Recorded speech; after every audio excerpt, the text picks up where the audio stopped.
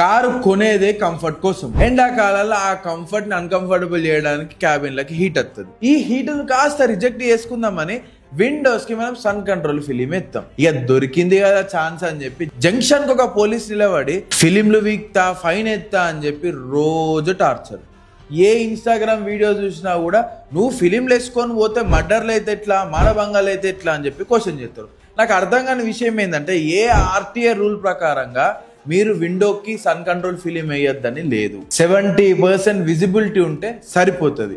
సరే వేయద్దు అన్నారు. మరి ఎందుకు మారుతి వెహికల్స్ లల్లో యూవీ కట్ గ్లాసెస్ వస్తున్నాయి? అదే మోతాజుతో నేను స్టిక్కర్ వేపిస్తే నువ్వు గ్లాస్ రిప్లేస్ చేయాలి కానీ స్టిక్కర్ వేసుకోవద్దు అంటారు. ఇంకా గట్టిగా మాట్లాడినాం అనుకో, ఆ సిగ్నల్ కార్డ్ అమ్మే నల్ల షేడ్లు ఉంటాయి కదా అవి పెట్టుకో, బట్ నువ్వు ఎట్టి పరిస్థితిలో కూడా ఫిలిం వేయొద్దు అంటారు.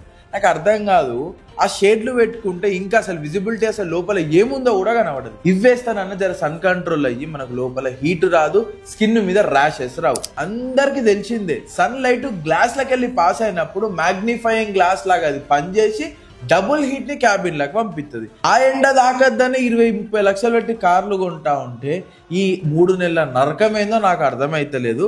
ఏది కరెక్ట్ ఏది రాంగ్ అని చెప్పి మీకే తెలుసు. ఖచ్చితంగా కింద కామెంట్ చేయండి.